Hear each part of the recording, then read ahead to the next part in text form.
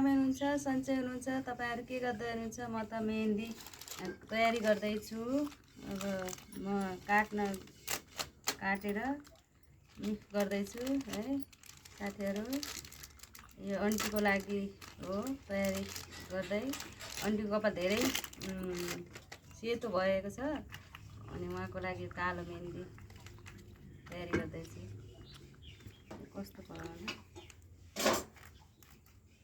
हेर्नुहोस् त। मैले त कहिले हालेको छैन, म त रातै मेहन्दी हाल्छु। यो आन्टीको लागि हो। यसको फाइदा बेफाइदा के तपाईँलाई थाहा छ भने भनिदिनु होला। छ होला आन्टी हुँदैन कति हाल्छु मैले सब हाल्ने हो त्यो रोकाइ गर्दा मिक्स गर्न गइरहेको छु है।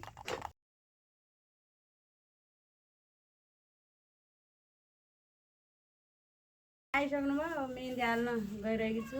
यहाँ आन्टीको कपाल त अर्जेको रहेछ, साह्रै गाह्रो छ अनि सेतो पनि छ धेरै। आन्टी कहिले हाल्नुभयो हजुरले मेहन्दी? 4-5 महीना हो गया बा बिराई में हालुला हाल्ला भन्दा रह्यो त्यसो मलाई गई। ए त्यही भएर सेतो भयो होला है। फुलेका छन् जम्मा। ए हजुरलाई सन्चो छैन र? सन्चो छैन बा बिरामी छैन। ए अनि यहाँ चेकअपको लागि आउनुभयो हजुर? चेकअपको लागि आयो।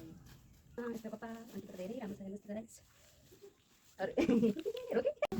हेर्नुहोस् त यस्तै हाल्छ गाइस।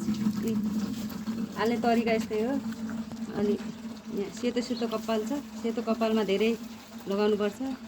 त लाग्छ है आन्टी? अरू साइडमा लगाइरहेको छु। धेरै फुलेको छ, निधारमा धेरै फुलेको छ। अनि आन्टीलाई राम्ररी बनाउनु पऱ्यो, तिहार आइरहेको छ होइन आन्टी? राम्रो हुनु पऱ्यो नि। मान्छे बुढो भयो नि मन बुढो हुन्न भन्छ नि है। मेहन्दी हालेर सिद्धिसक्यो।